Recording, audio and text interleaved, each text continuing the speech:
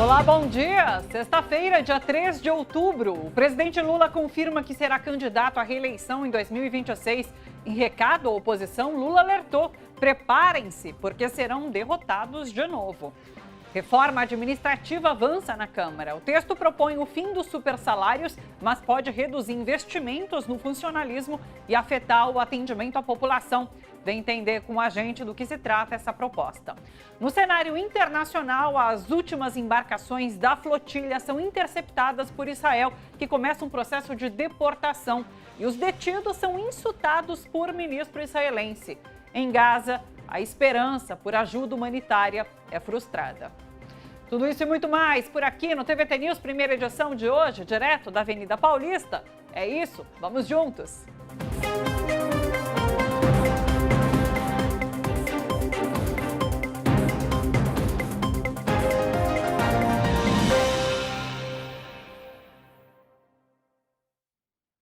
A Bahia investiga a primeira morte suspeita de intoxicação por metanol. Se confirmado, este será o primeiro caso do tipo no estado. A vítima, que tem morte investigada, é um homem de 56 anos que morreu em Feira de Santana na madrugada de hoje. Ele apresentava sintomas compatíveis com intoxicação por metanol, segundo a Secretaria de Saúde. Amostras biológicas do homem serão analisadas e resultados devem ser divulgados em até 7 dias. Até lá, esse caso é tratado como sob investigação. O Brasil já contabiliza 59 casos de intoxicação por metanol, segundo o ministro da Saúde, Alexandre Padilha. Numa coletiva nesta quinta-feira, ele detalhou que 53 registros são de São Paulo, 5 de Pernambuco e 1 no Distrito Federal. Desses casos, uma morte foi confirmada, um homem de 54 anos, residente na capital paulista. E 5 mortes seguem sob investigação. São 3 na capital paulista e 2 em São Bernardo do Campo, na Grande São Paulo. Para reforçar o atendimento, o governo vai abastecer hospitais universitários com o etanol farmacêutico, que é usado como antídoto, e distribuir ampolas do produto para centros de referência e unidades de saúde em todo o país. A Anvisa também acionou autoridades internacionais para trazer antídoto de metanol que não é vendido atualmente no Brasil. Esse medicamento é considerado aí padrão ouro no tratamento da intoxicação. O governo tenta agora importar em caráter emergencial. Enquanto isso, a recomendação do ministro da Saúde é não beber destilados de origem desconhecida.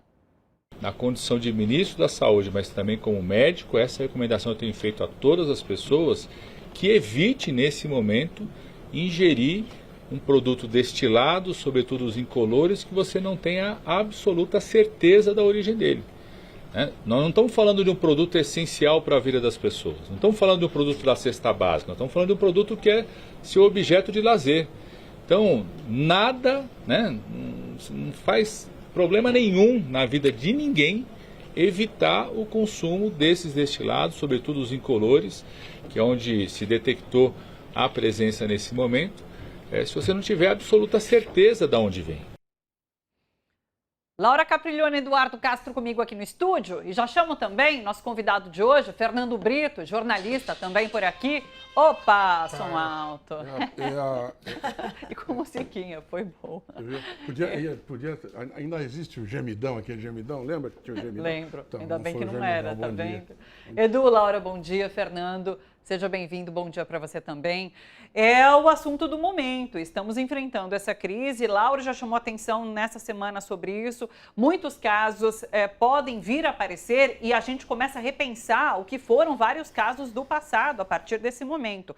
O governo federal faz esse esforço no sentido de fornecer antídotos, porque é uma situação tratável, mas é claro, a gente precisa de uma estruturação para que isso aconteça. E há um risco de pavor social e nesse final de semana, muito provavelmente veremos os bares vazios em todas as regiões do Brasil, inclusive. Vamos lá, quero ouvi-lo sobre tudo isso, sobre esse cenário de hoje. Laura? Bom, eu acho que é uma situação extremamente perturbadora, né? Quer dizer, aquela coisa, nem sequer o direito ao entorpecimento, mas se tem, né? Quer dizer, toda cultura precisa da sua válvula de escape. Todas as culturas humanas precisam da sua válvula de escape. E o álcool se consolidou na nossa cultura como essa grande válvula de escape. É onde as pessoas...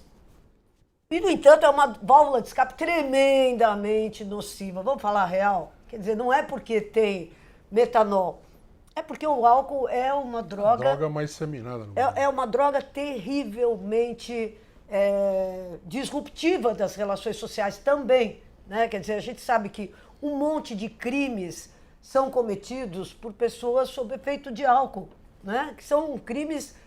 Isso que o Padilha falou, em outros tempos eu ia falar, não, lá vem um discurso contra, um discurso moralizante. Mas a verdade é a seguinte, o álcool é responsável por um monte de doenças, cânceres de vários tipos, por acidentes de carro de todos os tipos, por violência doméstica. A gente vê que é simplesmente muito... estatisticamente muito comprovado a relação que tem o álcool e violência. Bom, apesar disso, é a droga da nossa cultura, né? A droga aceita pela nossa cultura, né? Quando a gente sabe, aliás, que existem outras culturas outras drogas que têm muito menos potencial assassino. Não, potencial deletério do que essa, né? Quer dizer, é aquela coisa que, sem querer fazer apologia, mas apenas falando de estatística, é muito difícil você ouvir falar de um assassinato cometido porque o cara estava sob efeito de maconha, né? Quer dizer, muito difícil. Mas assassinatos cometidos por pessoas sob efeito de álcool é toda hora. Agora, o que está acontecendo? O que está acontecendo, eu acho, é que se levantou o véu de uma coisa que já está acontecendo no Brasil há 1 milhão de anos. Há 26 anos nós tivemos 35 mortos na mesma Bahia que foi descoberto agora, isso. 26 mortos por causa de bebida adulterada. As pessoas consomem bebida adulterada todo o tempo. As doses é que variam. A dose do veneno, do metanol, ou de outros venenos é que varia. Mas as ressacas horrorosas que as pessoas têm sofrido, e vamos lembrar, o metanol, a grande dificuldade com esses casos de envenenamento agora por metanol, para ele ser atendido a tempo, é o quê? É porque o sintoma dessa ressaca do metanol é exatamente igualzinho ao sintoma da ressaca por etanol. Sim. Então, o que acontece é nos tempos depois, aí começa a afetar a vista, então aí começam os efeitos, a falência do fígado, dos rins, essas coisas todas, mas no começo é como se você tivesse tomado, bom, enfim... Demais. Bebido demais. Então você vai para casa esperando que, dormindo, passa. E aí não passa. Mas aí tem as respostas possíveis a essa crise. O governo federal está procurando antídoto, está procurando orientar as pessoas, a polícia está trabalhando e tal. Mas eu acho que está mais do que na hora de se fazer uma grande campanha, porque, porra, contra o álcool no Brasil. Tem que fazer. O álcool é uma epidemia de saúde pública. Isso é uma coisa. A segunda coisa, e não é o metanol, é o álcool que é uma epidemia de saúde pública. É terrível isso. Em segundo lugar, a fiscalização. A Câmara ontem estava discutindo um projeto para pegar e aumentar as penas e tal, não sei o quê. Gente, fiscalização é um negócio que funciona. E esse negócio de aumentar a pena é uma coisa que se chama de populismo judiciário, ou populismo... É isso, quer dizer, você fala, tem uma crise, você fala que vamos aumentar... Populismo penal, obrigada, Fernanda. Populismo penal, populismo penal mesmo, você aumenta a pena. Bom, se já aumentou pena sobre drogas, diminuiu o consumo, o tráfico de drogas? Eles só querem baixar a pena do Bolsonaro. Só baixar a pena do Bolsonaro. Aí fala, vamos aumentar a pena, mas não é sobre isso. O que precisa ser feito é fiscalização, e não existe fiscalização. É isso que nós estamos vendo agora, está ficando claro. Então, e por que não é feita a fiscalização? Não é feita a fiscalização porque houve um verdadeiro desmonte dos órgãos de fiscalização do Brasil. Então, eu acho que essa é uma questão que, na verdade, parece simples, é um problema não é. É um problema, primeiro, cultural, é um problema das estruturas do Estado e é um problema de como a gente lida com essa droga culturalmente, socialmente. Então eu acho que tem muitas coisas. Por exemplo, eu vou falar uma coisa agora que eu acho que sempre me revolta.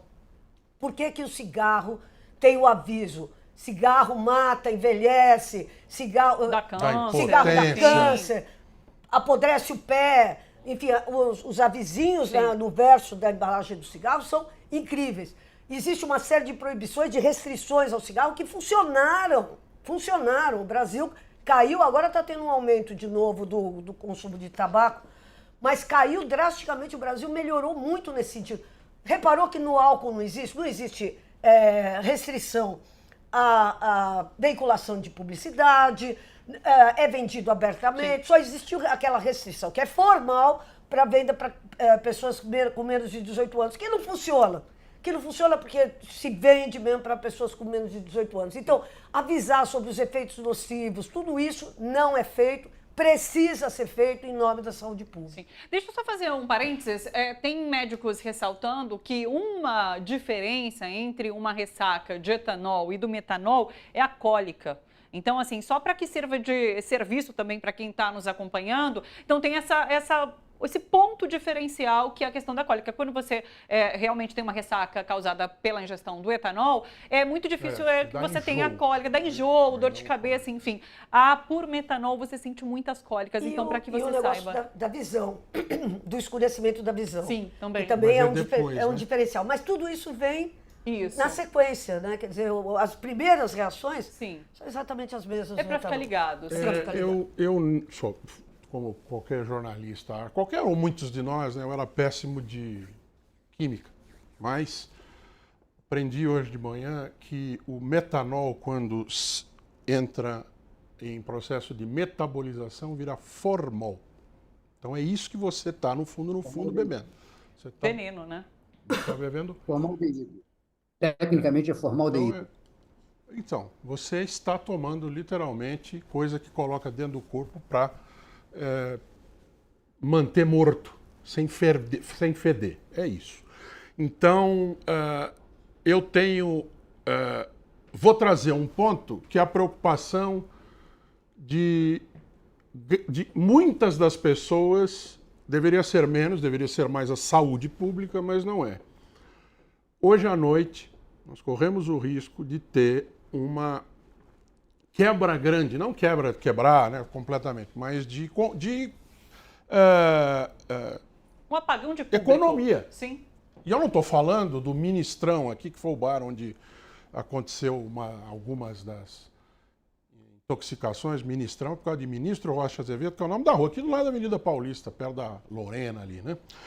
Não estou preocupado com esse, nem no Belmonte, lá no Rio, que é uma rede de bares até bem interessante, tá o Jobi, onde boa parte da intelectualidade e da jovem endinheirado carioca vai.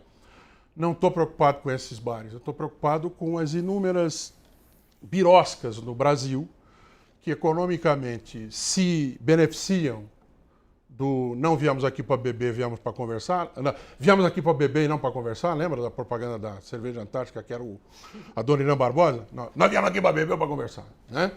E aqui você vai ter um impacto. Estou falando do que deveria ser o menos importante. O mais importante é a saúde pública.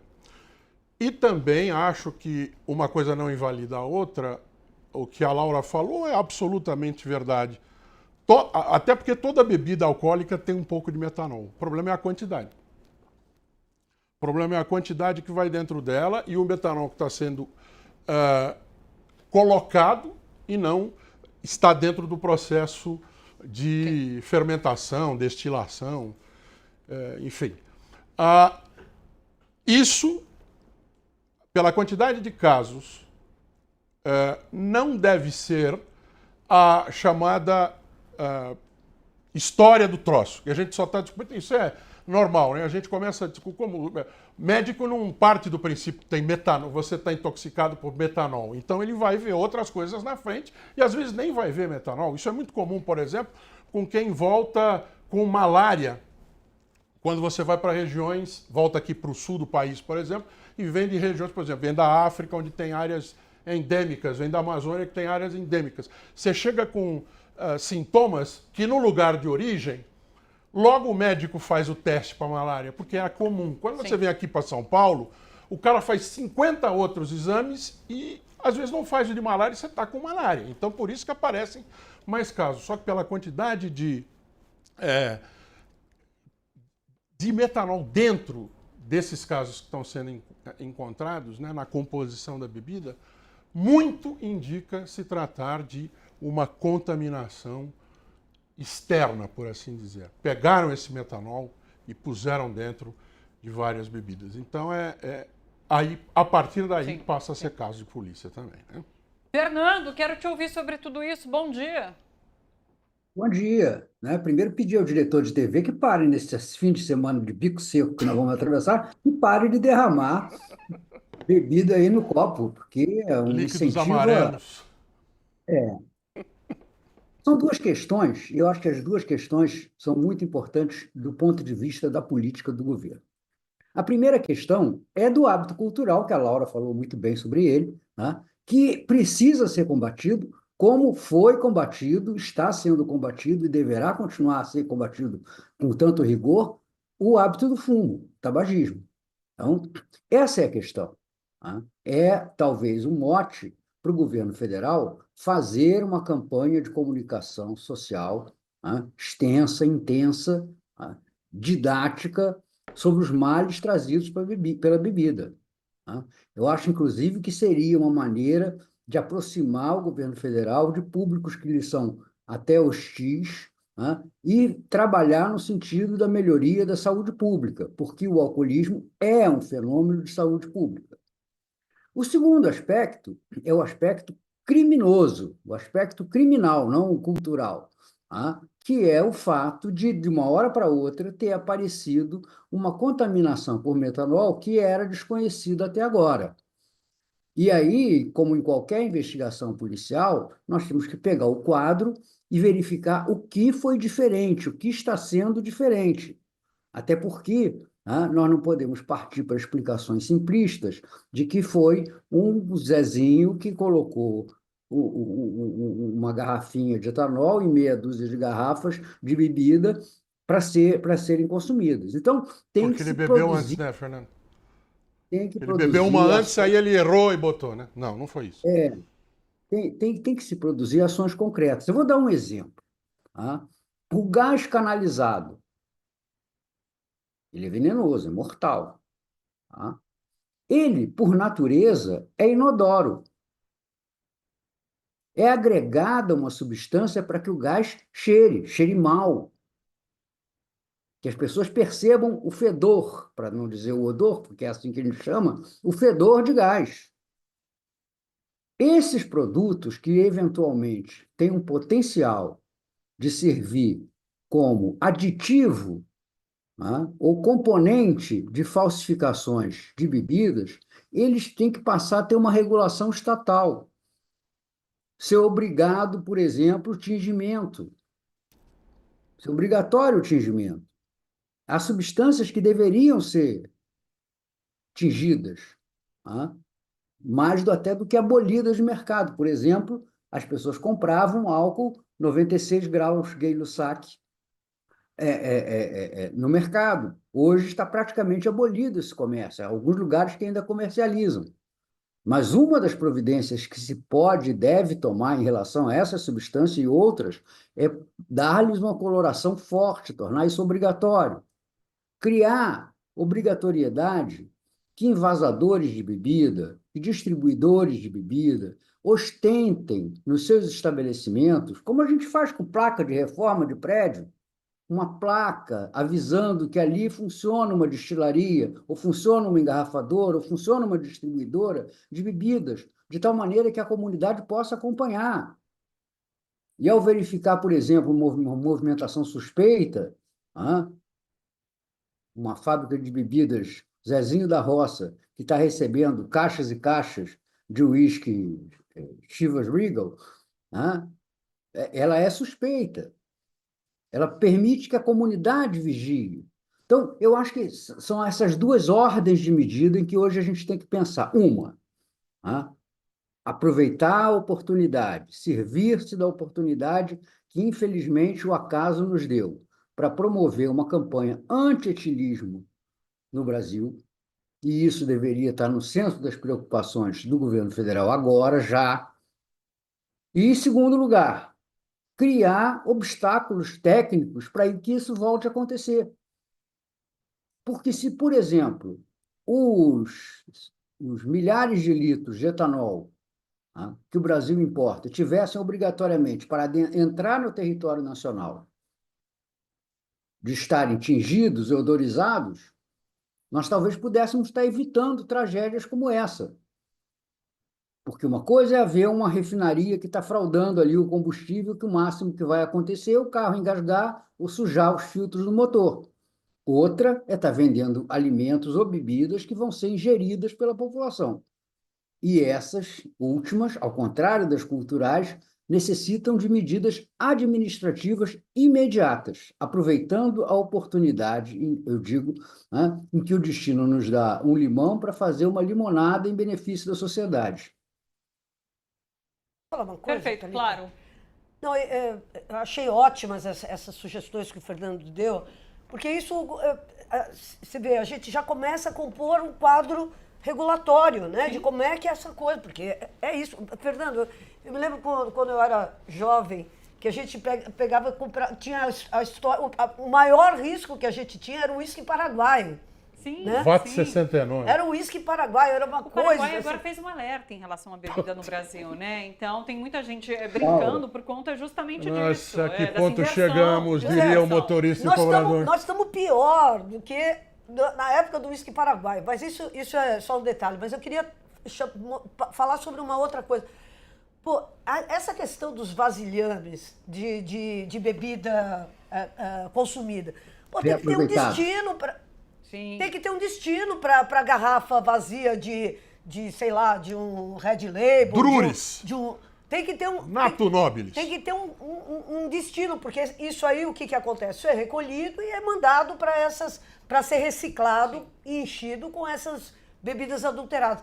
Então, são várias coisas em que o governo pode fazer pontos de coleta, você pegar e ganhar algum tipo de benefício, se você entregar as garrafas. Isso alimenta esse mercado de economia circular, quer dizer, o cara que é o cara que coleta essas garrafas, em vez de ele entregar para uma adega clandestina ou para uma fábrica clandestina, que ele possa entregar num posto do governo. Ou seja, tem muitas coisas que podem ser feitas para que a gente resolva essa crise aí. Queria só, ainda antes de passar a palavra para você, Fernando, você falou fazer do limão uma limonada, aproveitar essa oportunidade. Vamos lembrar, o presidente Lula em si, fisicamente, você vê o peso que teve o Lula pegar e maneirar no álcool. Você vê fisicamente, o cara tá um menino. Então eu acho que, quer dizer, ele poderia ser o garoto propaganda de uma campanha que falasse sobre essa questão. Então, eu acho que, de fato, é uma oportunidade incrível. E como o Fernando disse, é uma oportunidade incrível de trazer e aproximar o Lula de uma camada da população, que são os evangélicos, que são pessoas que sofrem muito com essa questão do alcoolismo. Né?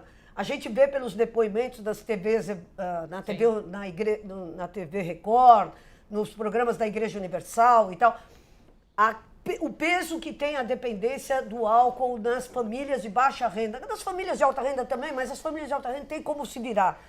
As famílias de baixa renda é simplesmente a destruição, é violência doméstica, é empobrecimento, é o pai que, enfim, é uma loucura. Então, eu acho que é uma oportunidade, é isso, entendeu? É uma terrível, é uma tragédia que pessoas estejam sofrendo como estão sofrendo por causa disso.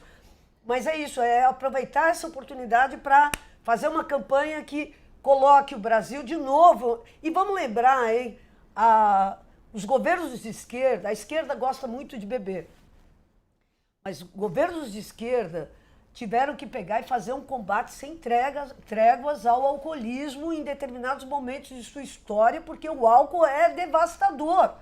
A Rússia mesmo, a União Soviética mesmo, fez uma imensa campanha, logo depois da Revolução, para pegar e conter o alcoolismo, que era, num país miserável, frio pra caramba e tal, a vodka era uma forma de o cara conseguir se manter quente. Sim. Então, eu acho mesmo que essas coisas, ter inteligência para fazer o país avançar e a saúde pública avançar. Fernando, para finalizar esse debate, você levantou a mão? Diga. Só para falar da saideira aqui. É o seguinte, a gente tem que tomar muito cuidado, Laura, né? Quando a gente produz certas mensagens que começam a desacreditar o seu próprio conteúdo, entendeu? Eu acho que o Lula não deve ser personagem, até porque o Lula não é hoje, ao que se saiba, um etilista compulsivo, tá? Não é. Então a gente tem que deixar as coisas correrem um pouco mais institucionalmente. Mas eu acho que existe uma fórmula para essa questão dos vasilhames, das garrafas que você colocou, que já está na nossa lei. A lei brasileira já prevê, tá, a recompra, a reutilização pelos fabricantes das embalagens e dos equipamentos que formam o seu serviço. Então, é criar um mecanismo que permita que o Brasil passe a ser, também em relação a garrafas de bebida, né, um país limpo. Como é limpo em relação, por exemplo, a latinhas de cerveja. Um amigo meu brinca dizendo que você pode jogar latinha de cerveja no meio-fio, né, que não vai virar poluição, porque daí a 5 minutos ela não está mais, porque ela tem um valor de recompra. Então, essas garrafas têm que ter uma obrigatoriedade de recompra por um valor significativo para que elas deixem de ser reaproveitadas por ilegais que utilizam para falsificação. Não é difícil, existem os mecanismos legais, a lei da indústria brasileira já prevê isso, tanto que vocês podem ver, não sei se vocês já assistiram na televisão, que o mote das próprias campanhas publicitárias da Confederação Nacional de Indústria hoje é a indústria cria e recria, para dar ênfase ao reaproveitamento de materiais. Então, é tornar o material primário caro, tornar valorizado o reaproveitamento dos equipamentos, embalagens, vasilhames, pela indústria, obrigatório e controlado. A população é a melhor forma, melhor agente de vigilância que o poder público tem. Esse exemplo que a Laura começou citando aí do cigarro é um deles, né? A legislação brasileira que proíbe fumo em lugares de uso coletivo só funciona porque se você acender um cigarro hoje dentro de um estabelecimento comercial, o mundo se volta contra você. Você não precisa do guarda municipal para colocar você para fora. Os frequentadores do bar, os frequentadores da loja, põem você para fora por estar fumando. Perfeito. A Lei Ambiental, Política Nacional de Resíduos Sólidos, na verdade, foi aprovada em 2010, Exatamente. trata da logística reversa, que é justamente isso que você comenta, que é a responsabilidade compartilhada do fabricante, importador, distribuidor, comerciante, pelo recolhimento e destinação correta das embalagens. Mas isso não funciona. Não funciona, Então, tem que funcionar. Mas por que não funciona? Porque o lance é o seguinte, porque entre vender para essa política nacional de resíduos e vender para uma... Quem é que paga mais? Sim. Então sim. O problema é o seguinte, não adianta você pôr a medida mais maravilhosa do mundo se você não tiver atenção para o detalhe. Sim. Quanto que vai ser remunerado? Como é que o cara vai receber? Como é que ele vai... Enfim, isso é o básico. Eu estou vendo que muitas pessoas aqui do chat estão reclamando que eu falei que o Lula bebia. E o Lula... E aí, eu acho que é importante... O Lula já falou muitas vezes sobre como ele gosta de uma cachaça, sim, de uma cerveja e tal. Portanto, não estou falando da vida privada, estou falando de uma coisa que o Lula falou várias vezes. E falou com uma angulagem positiva, extremamente positiva. E eu acho que, gente, chegou a hora de pegar e dizer que não é legal, que não é bom. Que muitas coisas acontecem sob efeito do álcool, muitas coisas muito ruins. Então eu acho que, sabe, da mesma forma que o Lula teve associado, e não é a troco de nada que a direita fala que o Lula tem problema com álcool. Não é por nada. É porque o Lula mesmo deu esse argumento na mão da direita. Esse Lula saudável que nós temos hoje, que é o Lula que está fazendo Cooper, que está correndo, que está não sei o que lá, é um exemplo para as classes populares e tal. E é um exemplo de uma vida que pode ser muito mais legal. Eu acho que é o momento de usar isso para pegar e falar sobre saúde pública, sobre bem-estar, sobre produtividade, sobre alegria de viver. Eu me lembro do meu pai indo sábado de manhã, quando eu era criança, ou seja, estou falando de 40 anos atrás, com um engradado de cerveja, todos os cascos vazios, para ir na distribuidora, porque ficava mais barato você comprar um engradado de cerveja. Isso 40 anos atrás. E, por enquanto, dou uma dica. A garrafa igual, né? O cara enche de uísque batizado, a garrafa do uísque caro. Então, tomou o uísque, quebra a garrafa. Já ajuda. Bota depois num plástico, né? Fita crepe, escreve vidro quebrado, porque senão ou quem trabalha com reciclagem vai se machucar, ou até mesmo se você trabalha num condomínio, quem faz aquele transporte, você que já acho ajuda. Que o consumo individual é menor, né? Talvez eu vi que muita gente vai comprar na porta do bar essas garrafas e acaba realmente conseguindo de forma muito facilitada. Mas é isso, pessoal. Debate excelente. Estão aqui todas as propostas para uma regulamentação desse setor e para a gente evitar essa situação. E hoje à noite fique em casa que eu vou transmitir jogo do Campeonato Mexicano, então, por favor, não vá beber. Tá aí. Fique vendo futebol. Exatamente. Dica Tequilão, inclusive, que a gente chama lá. Seguinte, vou rodar nossa pauta. O presidente Lula cumpre a agenda hoje em Belém, no Pará. O objetivo é observar os preparativos para a COP30, que será realizada em novembro. Lula deve visitar o Parque da Cidade, o local onde vai acontecer o evento. Em entrevista à TV Liberal, nesta manhã, o presidente destacou a necessidade de fortalecer o Fundo Amazônia, com a participação de todos os países. Lula disse ter escolhido Belém como sede da Conferência Climática para que o mundo possa conhecer a Amazônia de perto. Ele ainda definiu a edição como a COP da Verdade, onde será definido quem acredita na ciência ou não. E finalizou dizendo que o aquecimento global é uma realidade e é responsabilidade de todos cuidar do planeta. Essa fala bate de frente com o discurso negacionista de Donald Trump na ONU, que chamou mudanças climáticas de mentira. Lula está no Pará desde ontem, quando passou pelo Marajó, inaugurando creches e anunciando a construção de escolas. Em dia de celebração daquela vitória no Congresso, que aprovou o projeto do governo de isenção do imposto de renda para quem ganha até R$5 mil por mês, o Lula criticou a gestão passada de Jair Bolsonaro e confirmou a sua candidatura à reeleição em 2026. Que vocês saibam o seguinte, eu estou me preparando para entregar outra vez o melhor governo que esse país já teve. Estou preparando todos os meus adversários para dizer, o pessoal lá, o pessoal da raiva, o pessoal do ódio, o pessoal da fake news, o pessoal que deixou mais de 400 mil pessoas morrerem da Covid por irresponsabilidade. Eu quero dizer para essa gente o seguinte, se preparem para lutar, porque nós vamos derrotar vocês outra vez e não vamos permitir que vocês voltem a governar esse país. Esse país não suporta mais mentira. Esse país não suporta mais ódio. Esse país não suporta mais canalice. Esse país quer educação. Esse país quer emprego. Esse país quer salário. Esse país quer voltar a sorrir. Como sorri o povo de Marajó. Aliás, veja só, olha, com a aprovação da proposta que amplia a isenção do imposto de renda para quem recebe até 5 mil, a Câmara dos Deputados volta agora o seu foco para a reforma administrativa. O presidente da Casa, Hugo Mota, disse a aliados que quer aprovar essa matéria como legado da sua gestão.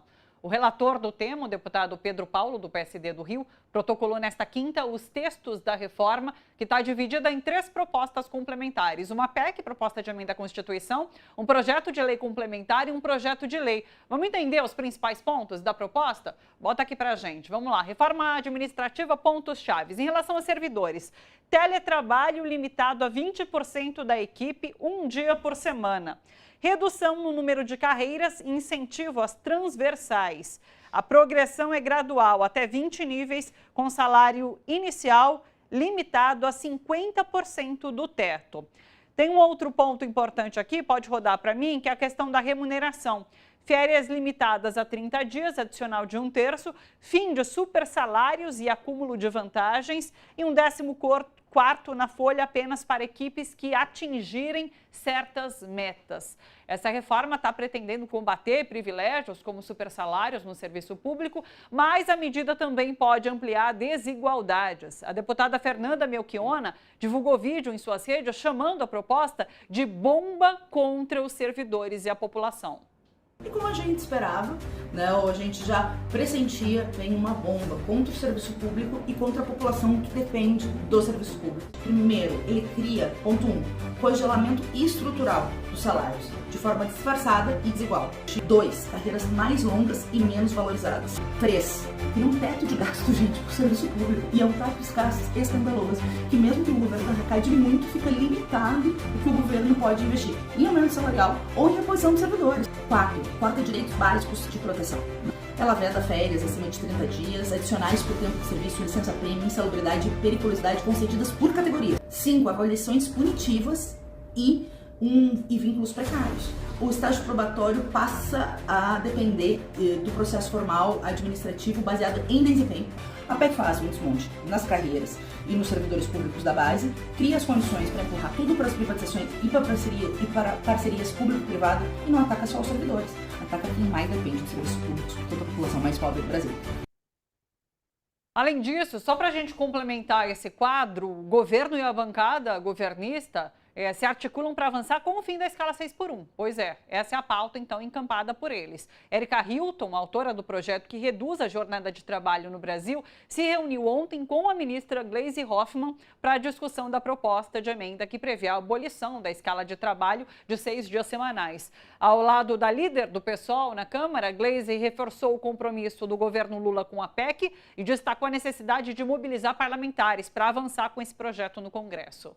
E a escala 6x1, a gente já tem colocado na pauta do governo, a contrariedade com a escala 6x1. O presidente Lula tem se manifestado e nós temos que mudar o regime de trabalho dos trabalhadores. As pessoas têm que ter mais tempo para viver, mais tempo para se dedicar à sua família, a ter lazer, enfim, a ter qualidade de vida. Então eu quero dizer que o governo está com você, está com todos aqueles que defendem a mudança dessa escala. E vamos nos organizar, chamar os nossos líderes aqui, chamar os nossos deputados, deputadas, senadores, senadoras, para a gente preparar essa pauta no Congresso Nacional e levar mais uma vitória ao povo trabalhador brasileiro.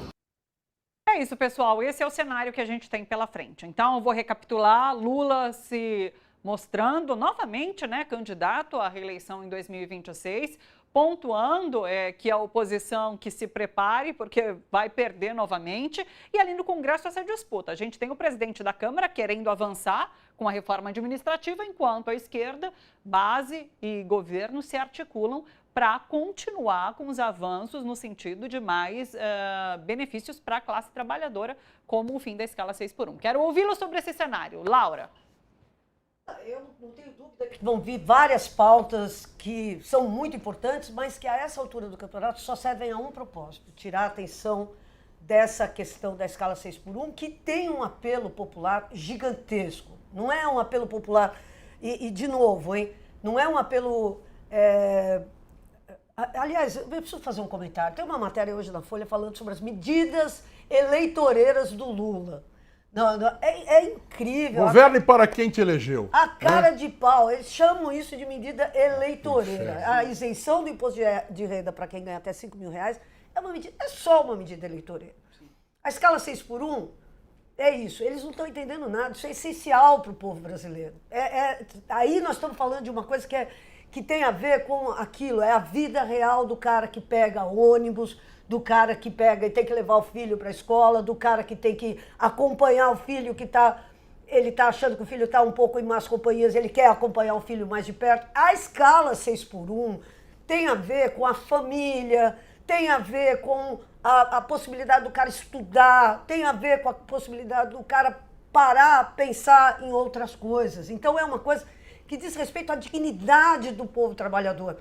Então eu acho que, e não por acaso, essa questão da redução da jornada de trabalho foi o que deflagrou os primeiros movimentos socialistas, os primeiros movimentos de trabalhadores. Por quê? Porque tudo o que a burguesia quer é controlar o tempo do trabalhador, é o que ele faz no seu tempo. Então, quanto mais eu ocupar esse tempo e lucrar com esse tempo, mais exaurido vai estar esse cara e menos capacidade de contestar, de pensar, de sonhar, de tudo mais. Então, eu acho que a gente tem que ter clareza. Não existem 10 pautas agora, não existem 800 mil batalhas. Existe uma batalha que interessa a classe trabalhadora do Brasil inteiro. E, de novo, interessa aos evangélicos, interessa a uma parcela da população que se define pelo quê? Pela situação de estar assalariado, ou seja, os pobres. Então, esse que é um governo que fala com os pobres e que quer conversar com os pobres, independentemente da questão religiosa e tal, é agora. Essa é mais uma questão que interessa a todo o andar de baixo. E isso tem a ver com aquele discurso do Lula, dos ricos contra os pobres, dos pobres contra os ricos e tal. É a atualização daquele discurso que, afinal de contas, foi o discurso que virou o jogo no último período, que fez o governo que estava nas cordas ir para a ofensiva. E o Lula poder, portanto, hoje, está dizendo, eu vou ser candidato e nós vamos ganhar, e vamos ganhar de novo desses caras que sempre quiseram o atraso. Aliás, você citou a imprensa, né? Me chamou a atenção também ontem que, assim, quando a Câmara aprova algo positivo para a população, os deputados que aprovam, né? Quando aprovam algo como a PEC da blindagem, é uma derrota para o governo. Então é incrível, né? Incrível. Essa manipulação das informações. Palavras têm peso. Eu vou separar em duas partes. Primeiro eu quero falar um pouquinho da reforma administrativa. Sim. É obviamente que eles começam pelo que eles querem. Pedro Paulo que votou aí pela blindagem, tá? Só para lembrar. Eles querem fazer com que o Estado gaste menos para que eles fiquem mais ricos. Ponto. É isso. O fundo, toda a discussão é essa. Eu me lembro quando caiu o avião da TAM lá em 2007, que descobriram que o decálogo da TAM começava com, número 1, nada substitui o lucro. Ora, o avião cai, né? E vocês estão com alguma dúvida que todas as empresas pensam assim? Isso se dá o nome de capitalismo, tá certo? Então, ponto número 1. É nisso que eles estão querendo tratar a reforma administrativa. É isso. Só que o começo está evidentemente errado. Porque quem determina o tamanho de Estado, eu falei isso aqui, repito, não é o caixa do governo. Quem determina o tamanho do Estado é a Constituição Federal, ao dizer ali quais são os serviços que o Estado tem que prestar, quais são os direitos da população que são assegurados pelo Estado. E a escolha do nosso pacto social aqui, a partir de 88, lembrando, antes não era, hein? É universalização da saúde, gratuita, universalização da educação, gratuita, e alguns outros direitos, que é o direito à moradia, e esses não são cumpridos. Não são. Então, o tamanho do Estado quem determinou foi a Constituição. Não é o caixa. Não é quanto dinheiro entra e quanto dinheiro sai. Se está entrando pouco dinheiro, tem que aumentar a entrada de dinheiro cobrando dos ricos. Né? E não diminuir o tamanho do Estado como se fosse... É mais uma falácia, né? Uma mentira indiscutível, entre aspas, no Brasil, que o Estado é muito grande. O que é uma mentira numérica hoje e é uma mentira por definição. O Estado tem que ter o tamanho que a sua Constituição determina. A gente tem polícia suficiente? A gente tem médico suficiente? A gente tem enfermeiro suficiente? A gente tem professor ganhando o suficiente? Então, nós temos que botar mais dinheiro no Estado e não menos. Essa é a primeira coisa. Segunda coisa, com relação ao trabalhador. Eu trabalhei no serviço público como funcionário, como é que fala? Comissionado durante 8 anos. Então, convivi de perto com algumas das... para alguns são direitos, para outros são benesses. E eu acho que a diferença com relação ao que a CLT prevê já é muito grande. Vou te dizer uma delas, né? É a férias de 30 dias. Funcionários, por causa de quinquênio, voltaram a ganhar um aumento de salário, por causa de acúmulo de função, por exemplo, não é acúmulo de função, por exemplo, no judiciário você recebe, os caras vendem as férias e ganham milhões por ano. Né? Só que isso é da cúpula, isso não é da base dos trabalhadores. Nós não estamos falando da base dos trabalhadores. Então tem que ficar muito claro que é para determinado estamento. E a última coisa que eu quero falar, porque estou falando demais, é eu trabalho para pagar as minhas contas. Não trabalho porque porque me faz mais ser humano, não trabalho porque sou apaixonado pelo que faço, muito embora seja, não trabalho... Não, mas não é isso que me faz trabalhar. O que me faz sair de casa de manhã é porque eu tenho conta para pagar. No dia que eu não tiver mais conta para pagar, eu não vou mais trabalhar. E eu não quero trabalhar 14 horas por dia. Eu quero ficar em casa vendo televisão, eu quero ficar em casa fazendo nada. Você vai me chamar de vagabundo? Eles se chamam de vagabundo. Mais uma coisa, outra, o Brasil precisa melhorar a produtividade. Vou te contar uma coisa que não é segredo. O seu salário não vai aumentar se aumentar a produtividade. O lucro vai ficar com o patrão. Ele que se vire para aumentar a produtividade dele. Porque não adianta a gente dizer, não, vamos dividir, vamos criar mais emprego. Vão o cacete, tá certo? Sempre foi assim, não vai mudar. Então, eu quero trabalhar menos. Por quê? Porque eu não sou vagabundo, eu sou trabalhador. Como bem disse a Thali, eu vendo as minhas horas para o meu serviço. E eles ganham. Sabe um negócio chamado mais-valia? Então, pois é, existe. E ela vai para vocês, não fica comigo. Então, um abraço pro gaiteiro, tá certo? Vamos trabalhar para trabalhar menos. E só para pagar nossas contas. Não é porque enobrece porcaria nenhuma. É só dar mais lucro pro patrão. A gente ainda vai falar bastante sobre escala 6x1 e eu quero essa manutenção de revolta por parte do Edu. Muito bom. Remarcaram uma audiência que eu tenho na justiça hoje, agora recebi um e-mail, então hoje eu estou muito bravo. O Fernando estava querendo falar. Diga, Fernando. Porque a gente vive alguns mitos, né? O Brasil está longe de ser um dos países que tem a participação do serviço público como majoritário ou categoria mais importante no mundo do trabalho. Tá? Nós temos menos servidores públicos que os Estados Unidos, muito menos que os países europeus, e nós transformamos isso num drama. Talvez hoje ninguém possa citar uma categoria que tenha milhares e milhares e milhares de servidores no governo federal. Basicamente, hoje, as categorias que são importantes no governo federal têm um número relativamente reduzido de funcionários e que, progressivamente, foram assumindo remunerações mais altas. Tá? Veja, o judiciário está longe de ter médias salariais baixas. Tá? Vejam, o corpo do Ministério Público, as procuradorias, os auditores fiscais, todos eles, progressivamente, com boas razões, né, passaram a ter bons salários. Tanto é assim que, na hora que você tem o concurso público, você tem uma multidão afluindo para essas áreas, porque são das poucas oportunidades de encontrar uma boa remuneração. Nós criamos, há muitos anos, a tradição dos concurseiros. Gente que passa 4, 5, 10 anos fazendo concurso à procura dessas situações.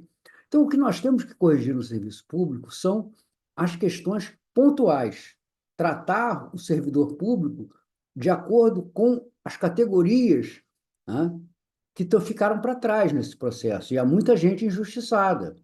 Você não pode tratar da mesma maneira, né, o professor, que teve muito menos atenção dos governos, que os juízes,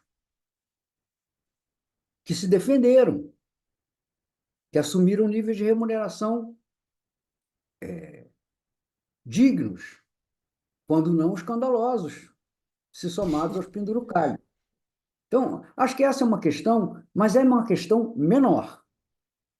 A questão maior é a questão da escala 6x1. Né? Eu brinco dizendo que é a campanha do sexto, porque todo mundo tem direito ao final de semana. Se eu fosse dar nome a essa campanha, era a campanha do sexto. É uma palavra popular, a garotada usa, não é uma coisa muito do meu tempo até, mas hoje em dia é uma palavra que a garotada compreende. Sexto, é hora de descansar. E eu queria trazer... Alô, Érica Hilton. Alô, eu tô aqui procurando, Sidônio. Tô aqui procurando o telefone adorei, dela. Muito Alô? bom. Sidônio, já temos Genial. O spot já está pronto. Já temos o slogan aqui. Eu queria ler uma declaração aqui sobre esse assunto. Todo homem necessita de mais de um dia por semana para descanso e recreação. A empresa sempre procurou promover uma vida doméstica ideal para os seus empregados. Acreditamos que, para viver apropriadamente, todo homem deveria dispor de mais tempo para passar com a sua família. O autor dessas frases é um cidadão chamado Edson Ford, em 1926. Portanto, há 100 anos. Quando ele criou Eu a linha acho de produção? que também, ao mesmo tempo, colocar Sextor, tornar Ford, Henry Ford, o patrono dessa campanha. Alô, Fundação Ford. Dá uma ajuda para nós aqui também. Nós vamos fazer uma campanha. Porque é tão óbvio, é tão natural, né? Eu chego a brincar dizendo que faz parte da nossa tradição judaico-cristã. Do lado judaico, pode trabalhar, e do lado cristão também não. Quem tiver que trabalhar, vai para a escala. Eu trabalhei fim de semana sim, fim de semana não. Depois conseguimos ir avançando para 2 finais de semana não, para 1 final de semana sim. Não era nenhum drama. Eu concordo com o Edu, né? Eu vou ajudar, você não lembrou da palavra, quando falava que o servidor público tem que ser, né, um desprendido, etc. Tal. Antigamente se dizia que é um sacerdócio, o magistério é um sacerdócio, a Jornalista também, né? medicina, entendeu? Tudo bem, né? Mas hoje em dia, até o Papa João Paulo, até o Papa está reconhecendo, né, que o sacerdote também precisa casar, também precisa namorar, também precisa viver. É um adornamento para quem gosta de ser tão moderno. É o moderno. Na escravidão era 7x7. No nosso capitalismo antigo era 6x1. Né? Agora avançamos. Ah, mas a produtividade... Que produtividade? Nós estamos tendo um salário melhor porque nós temos computadores, porque nós temos terminais, código de barras, nós temos QR Code. Será que isso está isso é aumento de produtividade? Você vai no supermercado, né, já tem só 3 caixas, o resto é aquela maquininha que você passa e ela lê o código de barras, dispensa o trabalhador. Quer dizer, na hora de fazer isso com o emprego do trabalhador, na hora de extinguir praticamente categorias inteiras, como os bancários, por exemplo, né, aí a tecnologia serve.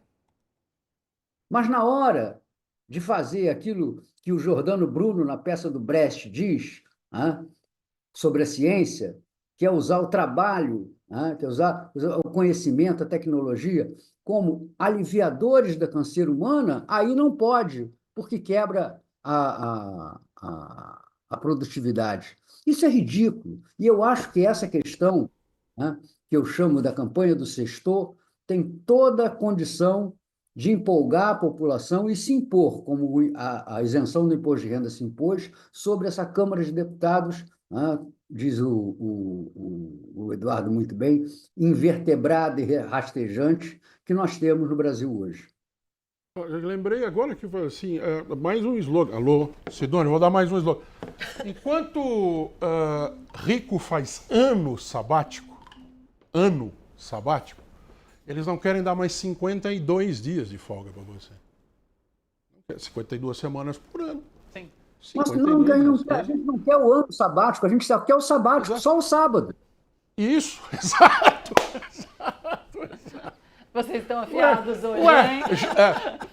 Por isso que eu falo, tem que ser 3 dias, porque muçulmano é na sexta-feira, judeu é no sábado e cristão é no domingo, né? Sim. Tinha que ser 4x3 logo de uma vez e botar a culpa na Bíblia. E no Alcorão, quem quer que fosse. E posso falar uma coisa? Sim. Isso aí não é uma coisa que está em desacordo com o momento histórico, com as possibilidades e com as necessidades da humanidade. Porque a humanidade não precisa mais desse trabalho intenso.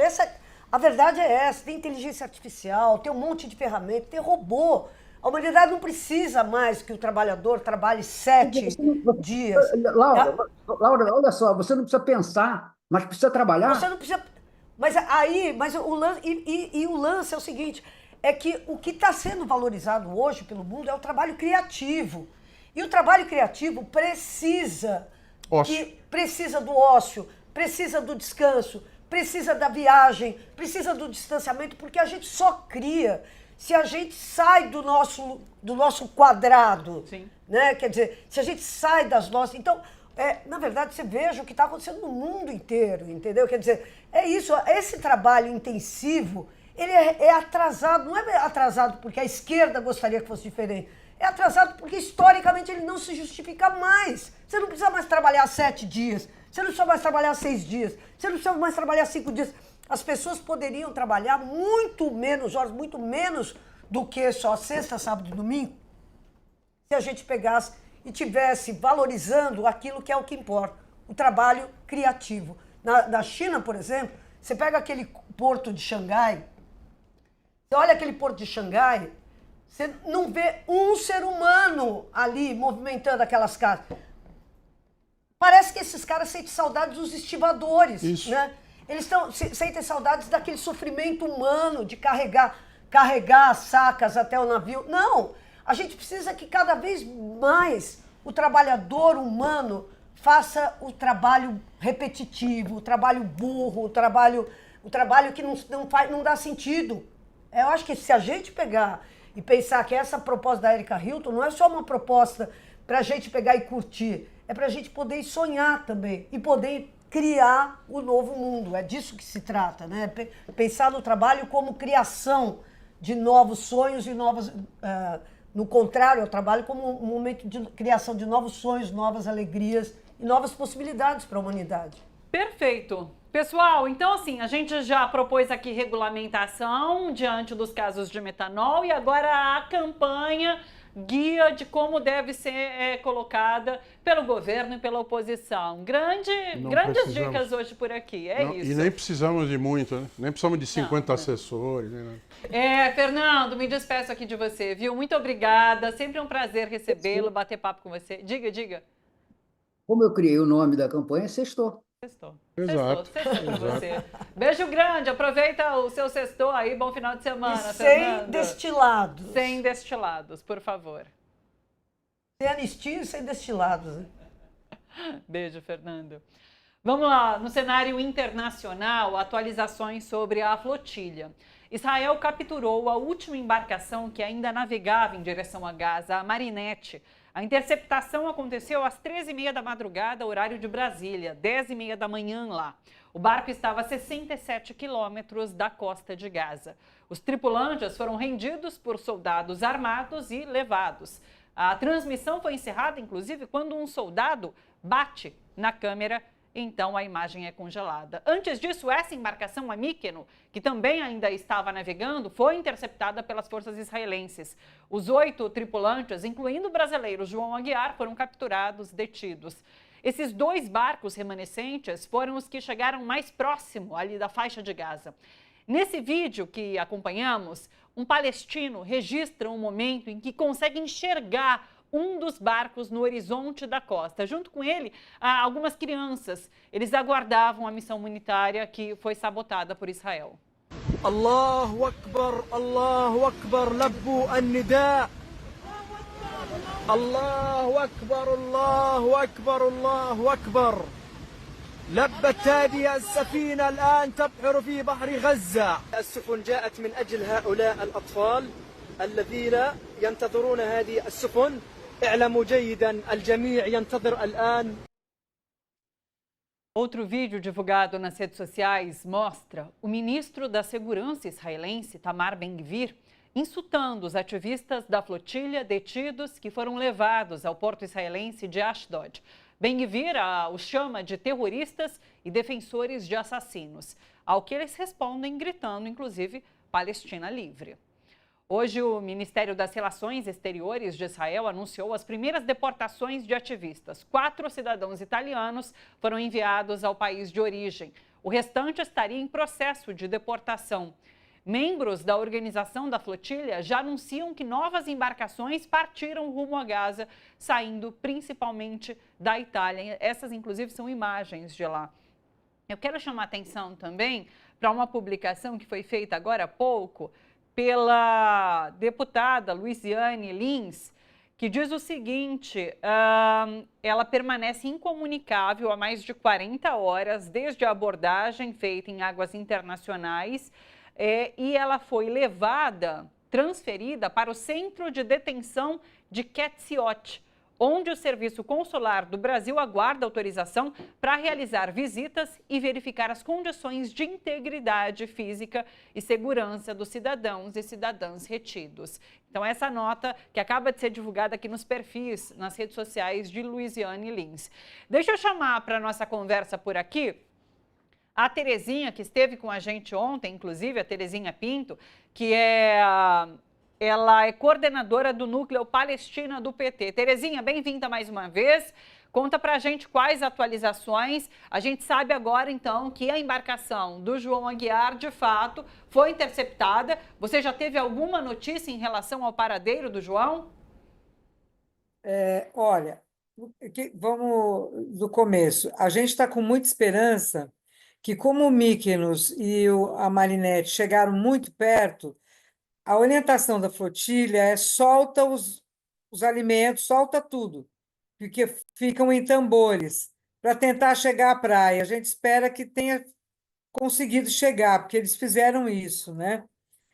A gente não sabe do Miguel e do João, não tivemos ainda a confirmação, mas temos hoje mais segurança de que eles estão lá. O que está acontecendo agora?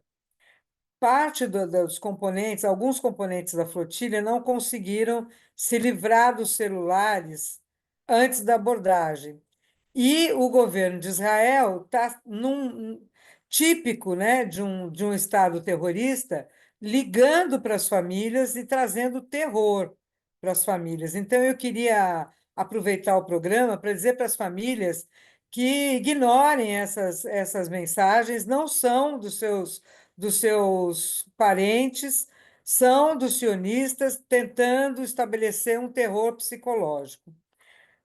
O Brasil hoje fez uma nova denúncia, a gente acabou de receber aqui, vou ver aqui, eles fizeram o Brasil fez uma nova denúncia em relação ao tratamento dado e a esse vídeo, né?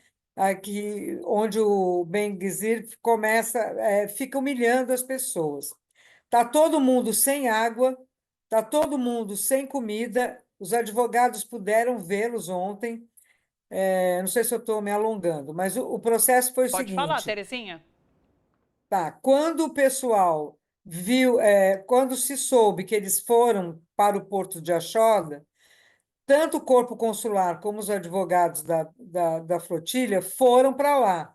Chegando lá, os militares impediram que os advogados e o corpo consular falassem com as pessoas.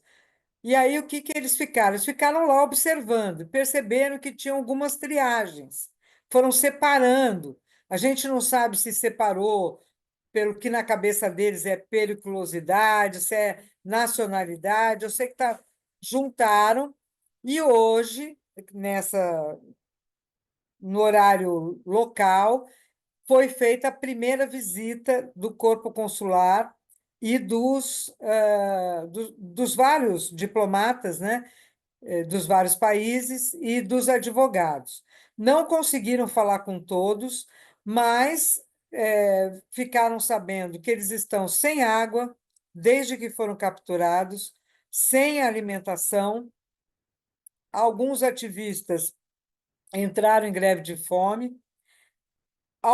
Pouquíssimos ativistas assinaram um documento de saída imediata, que a orientação é não assinar, porque isso é uma confissão de que você fez um ato ilegal. Então, quem não assinou, que é a maioria, os nossos não assinaram, o que vai acontecer? Israel pode mantê-los por 3 dias, por 72 horas, 3 dias presos. Eles foram transferidos para uma prisão a 30 quilômetros do Egito, uma prisão de segurança máxima, e é um desrespeito total. Só que a gente está aguardando para qualquer momento as notícias dos advogados, porque eles estão, nesse momento, conseguindo falar com os 15 brasileiros, para saber como é que eles estão. E o pior de tudo, eles não vão deportar. A Itália, como é de extrema-direita, eles consideram aliados, eles mandaram os italianos o que sobraram para a Itália.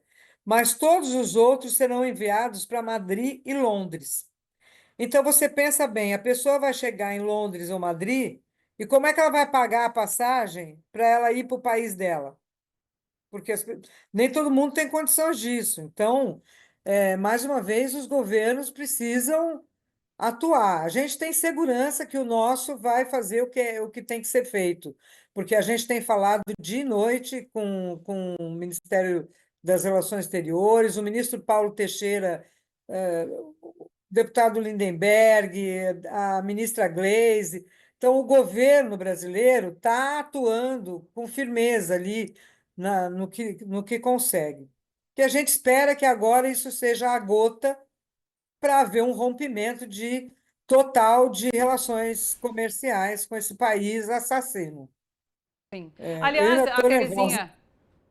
Não, a Terezinha citou o caso do Miguel. Deixa eu trazer aqui a atualização, porque aqui no Brasil, familiares e colegas estão denunciando o desaparecimento do cineasta e ativista carioca, o Miguel Viveiros. Isso porque horas antes de perder o contato com a família, ele gravou vídeos relatando tensão e medo diante da aproximação de embarcações israelenses que acabaram, de fato, interceptando o barco que ele fazia parte. A coordenação da flotilha afirma que o veleiro Catalina não aparece em nenhuma das listas oficiais de embarcações interceptadas, mas ele é considerado possivelmente detido. Em comunicados, familiares rejeitam esse termo possivelmente e cobram do governo brasileiro e de organismos internacionais essa confirmação imediata do paradeiro do Miguel e o reconhecimento formal do desaparecimento dele. Terezinha, tem alguma atualização em relação à situação do Miguel? Tem, sim. Nessa madrugada, a gente teve a confirmação de que o Catalina foi, sim, interceptado. Então, o Miguel está preso lá. Definitivo vai ser quando os advogados tiverem acesso. Mas eu recebi agora de manhã, do pessoal de terra, essas informações que eu vou passar para vocês agora, né? Que os participantes estão com bons ânimos.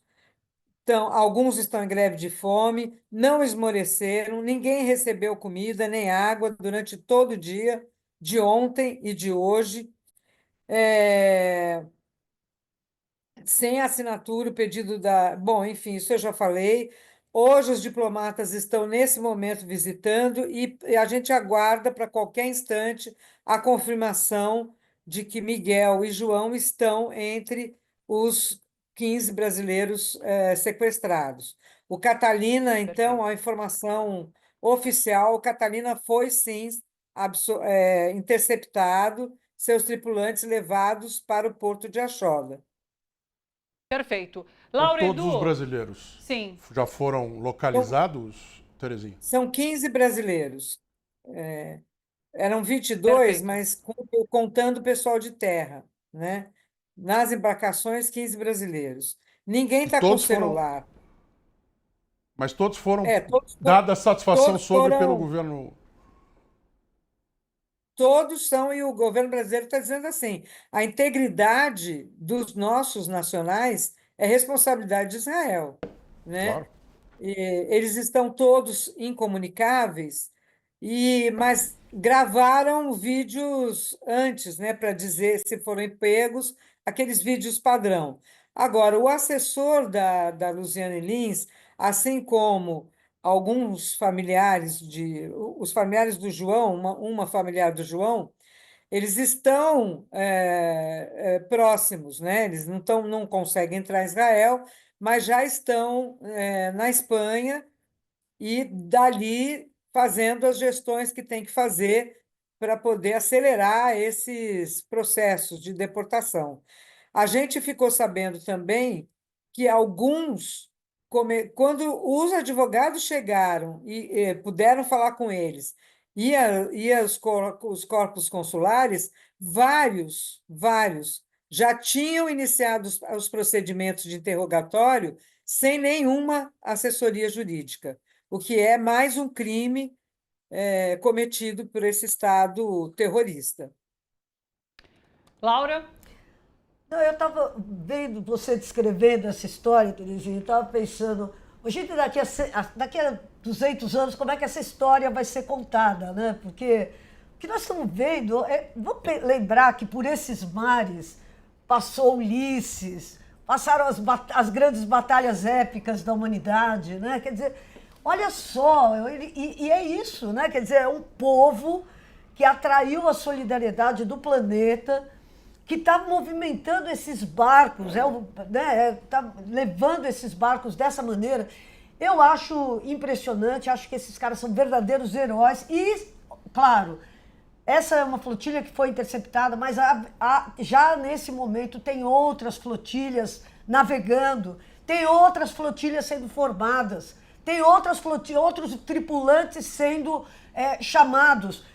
Cara, eu acho que a flotilha, nesse momento que o Trump tenta enfiar a goela abaixo do povo palestino, um acordo de paz que, na verdade, é uma chantagem, né? É assim, ou vocês fazem o que eu quero, ou eu vou matar vocês todos. É isso que ele falou, o plano de paz do Netanyahu e do Trump é isso. E nesse momento, essas flotilhas que estão se armando, entre aspas, né? Que estão se montando para seguir rumo a Gaza, mostra que, olha, essa luta não acaba com a rendição do povo palestino, não vai acabar com a rendição. O povo palestino não vai se render e os povos do mundo que se solidarizam a essa luta por liberdade vão fazer mais e mais e mais e mais flotilhas acontecerem. Então, portanto, olha, eu não vejo essa missão como um fracasso. Eles foram interceptados, mas foram extremamente vencedores. Sim. Porque a outra flotilha era uma coisa pequenininha. Hoje a gente viu essa flotilha aí, lançou luz, o fato dela ter quase 500 tripulantes. Gente, pensa nisso. É gente que pegou gente que se candidatou a enfrentar um dos exércitos mais poderosos do mundo. Não é brincadeira, eles não foram lutar de capa e espada. Eles estavam totalmente desarmados contra o exército mais potente do mundo. Isso é de uma força moral. E nesse momento, e a próxima flotilha, eu tenho certeza, não vai ter 500, vai ter 3.000. E é assim que é essa luta, entendeu? Então, portanto, essa flotilha, do ponto de vista da divulgação do genocídio palestino, vitória completa, acabada, assim, é uma grande conquista. Sim, e quero te dizer que já tem 50 barcos turcos em direção a Gaza. E uma nova flotilha, com mais de 100 barcos, também já está prestes a sair de alguns países da Europa. Eu queria dizer que o Miguel, sim, está localizado, está confirmado, acabei de receber aqui. Ele é um dos que vai assinar para ser deportado imediatamente. Essa informação que eu acabei de receber, ele está lá e vai assinar a carta para ser diretamente deportado. Ele vive na Espanha e a gente não sabe se ele vai para a Espanha. Provavelmente vai, porque um dos portos para onde eles estão sendo mandados é Madrid. Então, que a família do Miguel fique tranquila, que dentro de algumas horas mais, no máximo 24 horas, ele vai conseguir se comunicar com os familiares. Os demais integrantes estão se recusando a assinar. Então, a gente só vai poder vê-los de 7 a 9 de outubro, entre 7 e 9 de outubro, mais ou menos. Que é uma escolha pessoal, acho que cada um tem os seus motivos. Terezinha, ontem eu perguntei para você, e os militares? E a resposta, né, absolutamente previsível, foi: não tiraram os traseiros das cadeiras. Lembrando que nós temos militares que são adidos militares em países da Europa. Então ali mais... Bom, eu também pedi alguma coisa, que eles trabalhem naquilo que é a sua função, que é defender o brasileiro e a brasileira de ataques externos. Não espero. Eu espero deles golpe de Estado e pintar meio fio. Mas, enfim, militares nada. A Câmara dos Deputados, já que tem uma representante, fez alguma coisa efetivamente? Não só, meu Deus, estamos preocupados. O que fez o presidente da Câmara, este invertebrado e rastejante Hugo Mota? O que fizeram os deputados que estão tão preocupados com Carla Zambelli presa e condenada 2 vezes na Itália? Já partiram todos esses em avião comercial para recepcionar os brasileiros onde quer que eles vão? Ou para pressionar o governo de Israel em Tel Aviv, Terezinha? Olha, que eu saiba, não. O que a gente sabe é que a bancada. Pode continuar, Terezinha, estamos te ouvindo. Tá. A gente sabe que a bancada progressista, ela utilizou a tribuna, né? Aliás, isso aconteceu não só no Congresso, como em todos os... Aqui em São Paulo, na Câmara, o vereador Hélio Rodrigues fez um pronunciamento, houve uma mobilização. Eu não estou sabendo nada sobre o Hugo Mota, não sei o que ele fez. Eu sei que a bancada do PT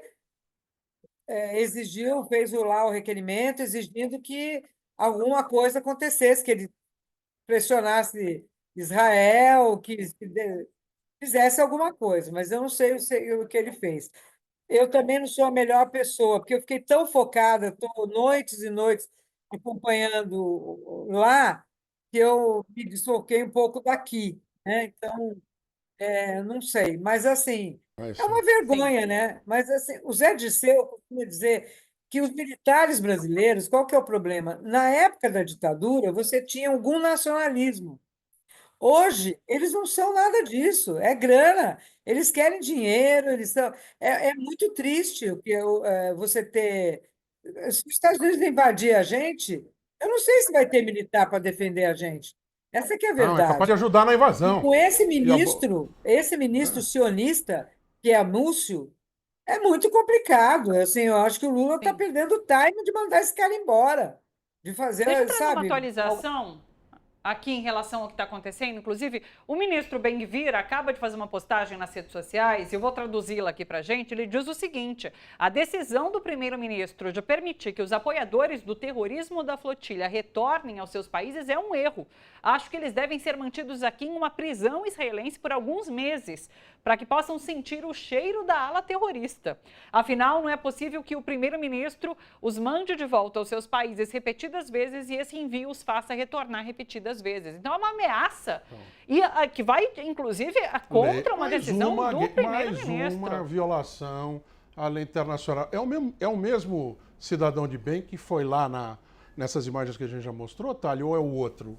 Não, nessas imagens. Ben-Gvir é o mesmo, é o ministro da Segurança do corajoso país. como todo canalha de extrema-direita, com um monte de gente de segurança colocando o dedo na cara das pessoas. Corajoso como o Bolsonaro, é o protótipo da coragem dessa gente. Grita no meio dele, e da hora ali sentar na frente do Alexandre de Moraes e fala: eu Eles queria que você fosse ameaçaram meu mesmo. vice. Então, A gente estava com muito medo, a gente ainda está com medo. Eles tinham dito que a Greta, o Tiago, não voltariam. Que eles dessa vez, iam ficar presos pelo menos 4 meses. Eles verbalizaram isso. Por isso que a gente está tão preocupado, em particular, com essas 2 pessoas. O Mandela era um dos alvos também. Mas, como a África do Sul rapidamente se posicionou, e é o Mandela, né? Fica mais complicado eles fazerem isso. Sim, perfeito. A Laura quer Dependem falar alguma coisa? dos eu diamantes queria falar. da África do Sul. Eu queria falar, essa ameaça é séria, é de fato muito séria. Porque, vamos lembrar, o Netanyahu, ele não é o pior do governo dele. Tem gente pior. É preciso que a gente pensa que o Netanyahu é o açougueiro, e ele é o açougueiro, mas tem outros que são piores do que eles, e esse é um deles. Então, esses caras não estão apostando em nenhuma solução negociada, eles não estão apostando na opinião pública mundial, eles já sabem que perderam a opinião pública mundial. Então, perdido por perdido, perdido e meio. Essa é a lógica desses fascistas, supremacistas israelenses e tal, que não se fala em direitos humanos perto deles, eles são nazistas mesmo. Então isso eu acho super importante. Então é uma ameaça séria, sim, e particularmente ao Tiago e à Greta, porque eles são reincidentes. Então a ideia deles é o seguinte, pô, olha só, reincidiram e agora vão sair rapidamente? Não, então tem que dar alguma punição extra. Bom, a gente tem que aguardar e a opinião pública tem que ser mobilizada para defender esses caras e tal. Queria falar sobre o seguinte, o Hugo Mota. O Hugo Mota, ele tem vários problemas, mas vamos lembrar, a Luciane Lins está lá em missão oficial do Legislativo. Exato. Não, e eu acho que isso é uma capa a mais da institucionalidade. Eles sabem que se fizerem algo contra a Luciane Lins, estarão atacando não o presidente Lula, mas um outro poder da República. Sim. Então, essa é uma capa institucional que é importante num momento como esse, que está essa pressão aí. Então, eu não desvalorizo. E o Hugo Mota pegou, seja dito em prol dele, que ele pegou e mandou imediatamente, quando soube da interceptação, mandou uma mensagem para o Itamaraty falando, olha, precisamos garantir a integridade. Com isso, não estou defendendo, mas é o que eu acho que hoje a situação do povo palestino é tão grave que qualquer mínimo apoio tem que ser celebrado, entendeu? Porque é muito grave a situação deles. E, portanto, eu acho que a gente tem que pegar e agora aprofundar esses laços com o Hugo Mota, no sentido de que ele use o fato de ser uma representante do Legislativo brasileiro para conseguir a reversão imediata da prisão da Luciane Lins. Então, eu acho que assim, vidas humanas têm todas o mesmo valor. Porém, tem uns 15 brasileiros, sendo que um é do Parlamento brasileiro, que está lá. Tinha que estar lá já. Eu não lembro quem é o presidente da Comissão de Assuntos Internacionais. Nem tem esse nome, tem um outro nome. Tinha que estar lá já. Tinha que ter pego o avião ontem. Sabe? É uma tibieza que me incomoda demais, porque são muito rápidos para fazer escândalo. Sabe? São muito rápidos para fazer videozinho. E aqui a minha crítica é de A a Z. São muito rápidos para gravar videozinho. Agora, para botar o corpinho a serviço, que é o que se espera de quem nos representa. Não, repito, não estou falando nem dos coronel não sei o quê, capitão não sei, deputado soldado, deputado cabo, porque esses, na hora que o pau quebra, se enfiam embaixo da mesa. A gente sabe como são, porque são o que são. Agora, a bancada dos direitos humanos foi toda para lá? Pegaram o voo de ontem à noite da Varig ou da Paner para ir embora para Israel? Não. Se estiverem, me penitencio por não saber e os parabenizo. Mas acredito que a verdade não seja esta. Até porque senão a Terezinha, muito embora esteja envolvida do jeito que está, já estaria sabendo. Sabe quem é o presidente da Comissão de Relações Exteriores da Câmara dos Deputados? Chuta. Não. Eduardo Bolsonaro? Eduardo Bolsonaro. Tá aí! Tá aí! Tá aí! O vice-presidente, o primeiro vice-presidente é o Luiz Felipe de Orleans Bragança. Então lá, né? Agora Eduardo Bolsonaro vai viajar. O segundo vice-presidente é Marcel Van Hatten. Olha lá, assim, é essa gente. É essa gente. Bom, gente, então peraí, então vamos falar a real. Se a Comissão de Relações Exteriores está na mão desses caras, você acha que o fato do Hugo Mota tá preocupado com a integridade da mulher e tal, é de pouca monta? Então ele que faça alguma coisa. Não, eu só estou falando o seguinte, gente, é porque eu acho que essa questão de Gaza é grave demais, entendeu? E o que eles querem o que eles querem não é pequenas vitórias, eles querem a vitória acachapante. Agora, a pergunta que eu queria fazer, já que estamos falando, estamos vendo responsabilidade, gente, cadê o Papa? O Papa fez uma reunião ontem. Cadê o Papa? Então, mas por que o Papa não vai para lá? Você está falando, então, por que eles não vão lá para o aeroporto? Cadê o Papa que não vai para essa prisão, pô? Ontem teve uma imensa manifestação lá do lado do Vaticano pedindo, e os manifestantes gritavam o Papa aí. Cadê o Papa? Está tendo agora de manhã na Itália de novo. O Francisco teria ido, eu acho. Não sei. Padre Júlio quer ir.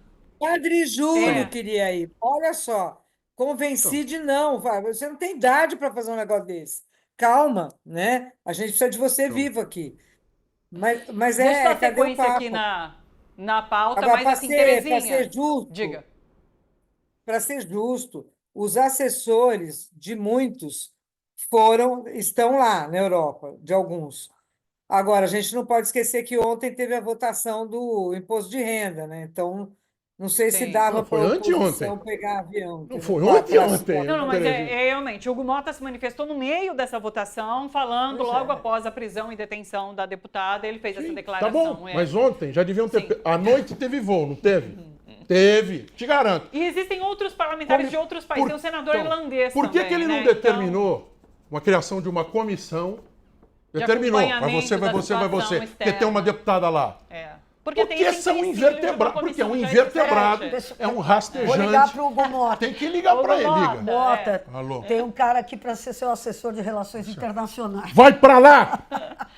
Terezinha, muito obrigada, viu? Continuamos em Obrigada. contato. Qualquer atualização, manda pra gente. Um beijo pra você.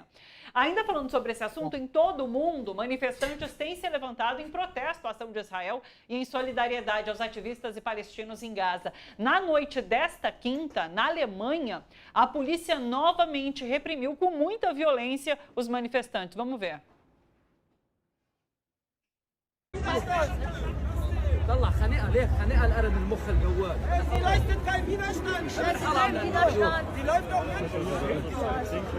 Seht euch verdammte Scheiße! Seht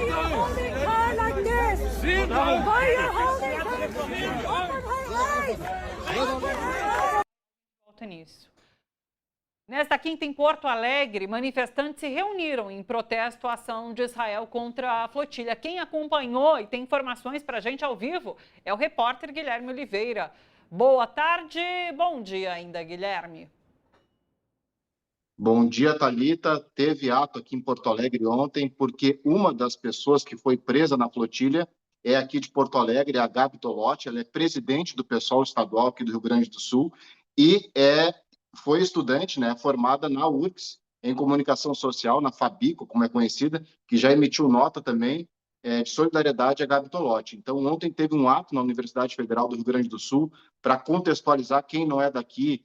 Os sionistas controlam o principal veículo de comunicação do Rio Grande do Sul, que é a RBS. E qual é que é a teoria deles? Que a flotilha é patrocinada pelo Hamas, que a ajuda humanitária não chega às pessoas porque o Hamas pega tudo para si, mas tem resistência porque aqui a gente tem lugares, né, tem espaços como a Universidade Federal do Rio Grande do Sul, que historicamente é um espaço de resistência, né? Resistiu à ditadura, resistiu ao governo Bolsonaro agora, que fez uma intervenção na universidade, né?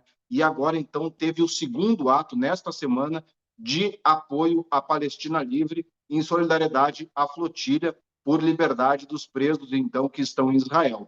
Eu estive na Universidade Federal do Rio Grande do Sul na noite de ontem, né? O ato teve concentração na frente da Faculdade de Educação, né, que é conhecida aqui como FACED. Então, docentes da Universidade Federal estavam lá, manifestantes, né, organizados, né, de coletivos políticos que estão compondo o Diretório Central dos Estudantes, né, o DCE da URGS, que fizeram, então, uma caminhada a partir da FACED pelo centro de Porto Alegre. Também estavam presentes membros da comunidade árabe aqui do Rio Grande do Sul, e eu conversei, então, com uma descendente de libaneses, né, professora de dança aqui árabe, que, então, mandou um recado aqui para a TVT. O que é importante? A Flotilha é uma organização de pessoas da sociedade civil para levar medicamentos, suprimentos e alimentos para a população de Gaza. São 50 barcos de pessoas de mais de 44 países e elas foram interceptadas, ou seja, o exército de Israel parou a flotilha quando ela estava próxima a chegar de Gaza. O argumento deles é que são terroristas e pessoas que querem ajudar o Hamas, mas na verdade eles estão impedindo que alimentos entrem na Palestina através das organizações da sociedade civil. A flotilha tem uma comunicação direta com as organizações não governamentais que estão em Gaza e iam criar um corredor humanitário para que a partir da flotilha conseguisse entrar de fato, alimento para a população que está passando fome. 1,5 milhão de pessoas passando fome, isso é inadmissível. 680 mil assassinados e desses 70% de mulheres e crianças. Isso é um genocídio inaceitável. Então está muito forte a resistência na URGS, a campanha, né, de apoio à Palestina. Temos hoje uma reitora na Universidade Federal do Rio Grande do Sul, que é parceira, né, do campo progressista, a Márcia, uma mulher da ciência, e tem uma campanha, então, para que sejam rompidos os acordos que existem hoje entre a universidade e Israel. Parcerias, contratos que têm muita relação com a questão da terceirização, né? Então, estão fazendo um mapeamento para ver que parcerias são essas que foram desenvolvidas a partir de terceirizadas que trabalham hoje dentro da URGS, então, para que sejam rompidas essas parcerias. E as manifestações de rua seguem, né? Como eu falei, essa foi a segunda manifestação somente nesta semana, e a URGS promete continuar na luta em defesa da Palestina livre e da flotilha. Perfeito. Muito obrigada pelas informações, Guilherme. Até. Importante manifestação, então, dessa vez no Rio Grande do Sul, em Porto Alegre, mas a gente segue acompanhando, então, todas as movimentações relacionadas à flotilha e aos detidos por Israel. Eu queria agora, continuando no cenário internacional, falar um pouquinho sobre a situação de Portugal, porque é o seguinte... Portugal está enfrentando um aumento do discurso de ódio voltado para minorias e principalmente contra imigrantes. Pois é, a coisa é tão séria que a Comissão Europeia pediu que o país adote medidas mais firmes frente ao avanço da intolerância. Em relatório, a Comissão Europeia aponta que Portugal vive uma escalada preocupante de ataques verbais e simbólicos, sobretudo em ambientes digitais, e destaca que o crescimento da extrema-direita amplia o risco institucional de retrocesso em garantias fundamentais.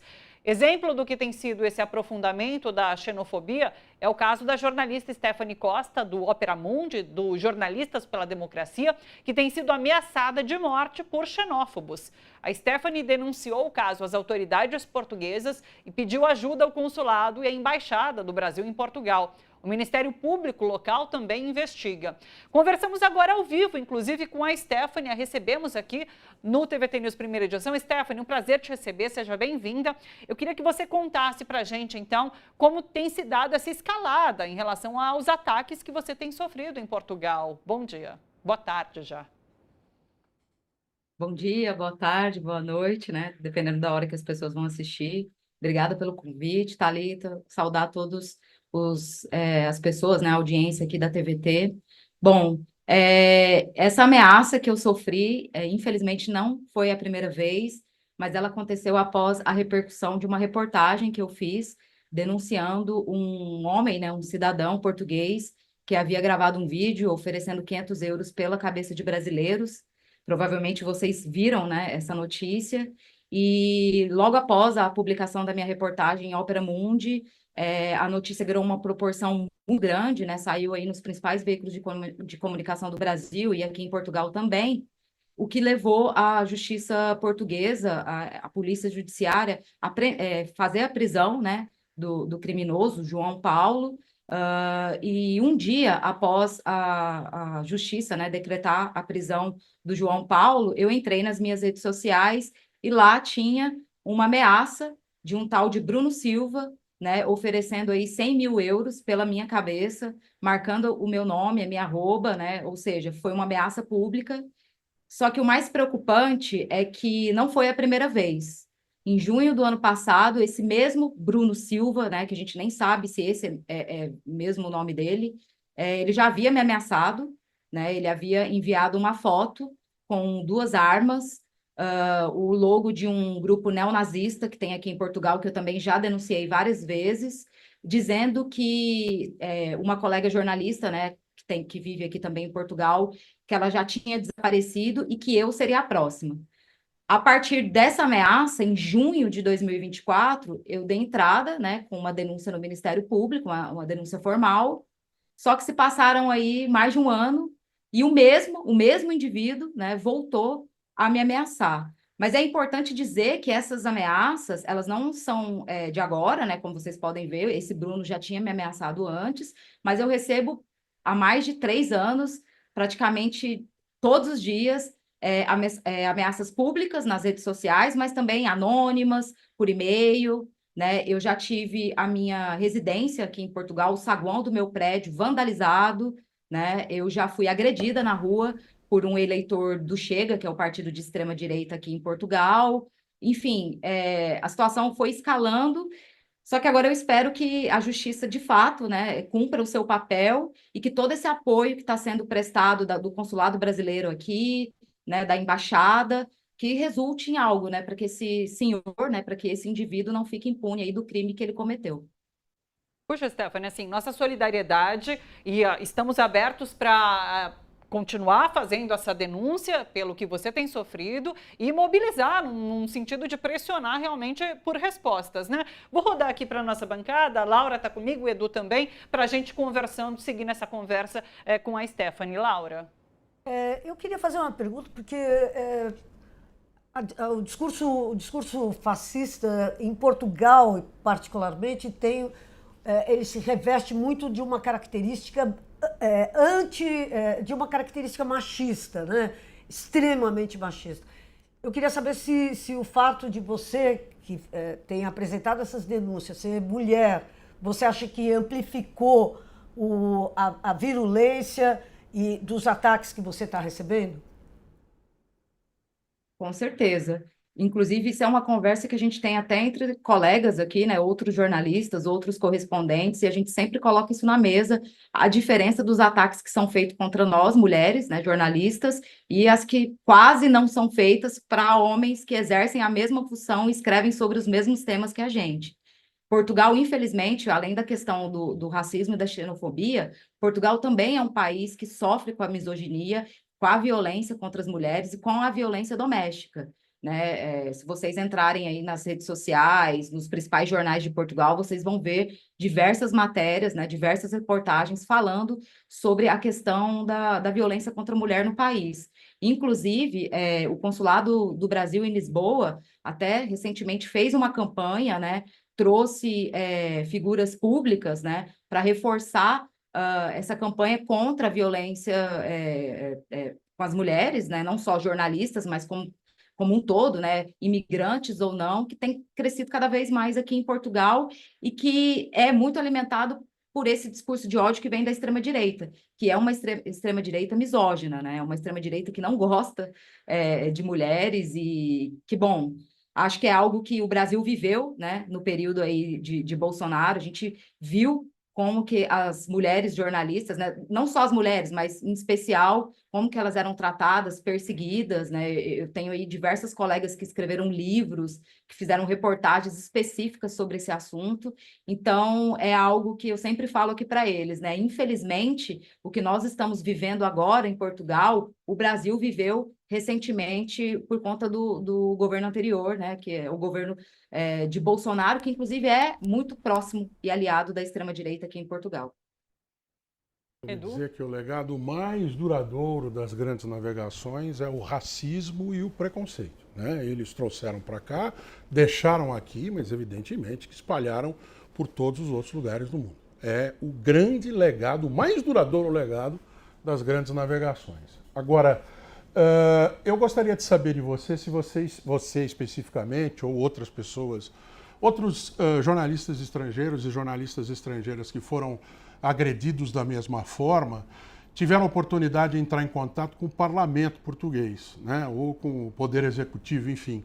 Se alguém, Ministério do Negócio Estrangeiro, se alguém tem alguma, ou o próprio parlamento, né, os próprios partidos políticos, principalmente aqui nesse caso vai ser o PS, né, o Partido Socialista, tem alguma espécie de acolhida ou de trabalho efetivo nesse sentido? Olha, é até bom você ter citado a questão do PS, né, do Partido Socialista, porque muito da crise que a gente vive aqui hoje, da imigração, né, e dessa crescente de xenofobia e de racismo, o PS tem uma parcela de responsabilidade muito grande, porque foi praticamente um desgoverno em relação à questão da imigração, né? Eles não fizeram aí os trâmites, né? Eles não levaram a sério as políticas migratórias, né? Não fizeram o que deveria ter sido feito para que hoje a gente não tenha aí mais de 450 mil imigrantes aguardando por uma autorização de residência ou pela renovação da autorização de residência, né? Sendo que as coisas aqui para os brasileiros, né, para os imigrantes brasileiros, são muito mais difíceis e complexas do que para os portugueses que vivem no Brasil, né? A vida do português que vive no Brasil é muito mais fácil do que a do brasileiro, né, que reside em Portugal. Só que, assim, de concreto mesmo, né, a gente teve a visita da deputada Lídice da Mata, que, se eu não me engano, ela é do PSB da Bahia. Ela esteve em Portugal, ela propôs a criação de uma comissão externa para dialogar com os parlamentares, com os representantes da sociedade civil portuguesa, né? Porque ela avalia que o Brasil precisa valer a reciprocidade nos acordos em relação a Portugal, e que a Câmara dos Deputados, né, o Congresso Nacional Brasileiro, precisa proteger, né, os seus cidadãos que vivem aqui em Portugal. Inclusive, esse ano a gente teve aí a cúpula luso-brasileira, né, que aconteceu no Brasil esse ano, e foi uma vitória muito grande que a gente conseguiu colocar, né, nas resoluções e nos memorandos essa questão da xenofobia e da discriminação, que não vem de agora, né? É um processo que também se mistura com a falta de preocupação do governo brasileiro em relação às comunidades imigrantes no período, né, do governo Bolsonaro. Foi praticamente cortada as comunicações entre governos, e aí eu não digo só em relação a Portugal, praticamente a comunidade brasileira no exterior foi toda prejudicada, né? A pandemia mostrou muito isso, né? O descaso do governo Bolsonaro em relação aos brasileiros que viviam no exterior. Então, isso foi acumulando uma série de problemas.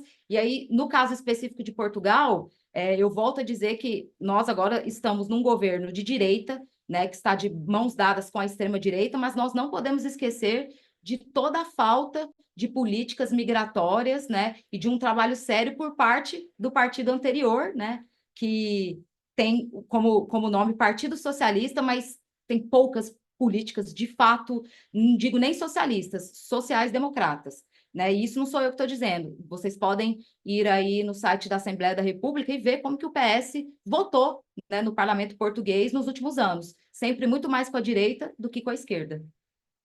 Perfeito. Só para finalizar, Stephanie, eu queria que você relatasse um pouquinho do sentimento dos brasileiros que moram hoje em Portugal, dos imigrantes, porque essa semana mesmo, agora na quarta-feira, Portugal aprovou essa lei que endurece ainda mais as regras para imigrantes, né? Segundo essa versão do projeto votado no parlamento, a possibilidade de brasileiro entrar como turista e depois tentar regularizar a estadia foi ainda mais dificultada, além de criar regras para reunião familiar, ou seja, você vai, depois traz a família, enfim, tudo isso foi amplamente dificultado, né? Então, assim, qual é o sentimento? O que você sente de outros brasileiros, de pessoas que estão numa situação ainda meio incerta? Qual é o sentimento hoje em Portugal? Medo, desespero, desilusão, né? Como eu escrevo sobre isso, né? É muito engraçado que às vezes eu falo para os meus colegas que eu virei a minha própria pauta, né? Porque é algo assim que atinge todos nós, né? O que eu vejo aqui de pessoas que têm, por exemplo, medo de sair na rua, porque até hoje não foi atendida pelo Estado português, que tem como obrigação respeitar os prazos de renovação de residência, porque hoje eles colocam como se fosse o imigrante que não quisesse se regularizar, sendo que é Portugal que não deu a estrutura suficiente para que os imigrantes pudessem fazer isso. Para vocês terem uma ideia, hoje em Portugal nós temos pessoas, não só brasileiros, mas outros imigrantes, que estão com o título de residência vencido desde 2020. Nós estamos em 2025. Tem gente que está na fila para renovar o seu documento há 5 anos. Então, assim, é um descaso muito grande e que está sendo tratado de forma truculenta, né? Eu não sei se vocês também comentaram aqui na TVT, Portugal hoje tem uma polícia migratória, uma polícia para a imigração, né, que recentemente, inclusive na semana passada, houve uma batida policial num salão de beleza, onde 3 brasileiras estavam trabalhando. A polícia entrou de forma truculenta, né, exigindo que elas mostrassem a documentação. todas elas tinham permissão de residência, inclusive uma delas era proprietária do local, e havia uma das funcionárias que estava com o protocolo de atendimento da AIMA, que é a agência aqui que trata, né, da integração, migração e asilo. E assim, segundo o depoimento delas, foi uma abordagem extremamente truculenta, ao ponto do policial falar que se aqueles documentos que elas estavam apresentando fossem falsos, elas seriam detidas, elas seriam presas.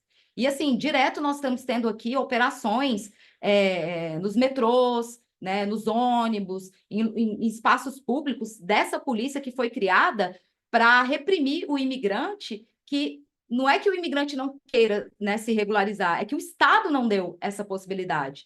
Então, hoje o clima aqui é um clima totalmente de revolta, né, de cansaço, as pessoas estão exaustas, né? E como o próprio embaixador do Brasil aqui em Portugal pontuou, ele espera, né, que haja aí uma reciprocidade, porque, para vocês terem uma ideia, né, um português, se ele tem um pedido se ele vai para o Brasil, ele já pode ir diretamente na Polícia Federal, pedir essa autorização de residência, e ele, depois de 1 ano vivendo no Brasil, ele já pode pedir a nacionalidade brasileira. Já para nós brasileiros, né, é um calvário, sabe? A gente tem casos aqui de pedidos que as pessoas têm que ficar mais de 120 dias para receber o documento, sendo que tem gente que está 4 anos esperando um atendimento, né? E para você pedir a nacionalidade portuguesa, você tem que residir não 1 ano, mas 5.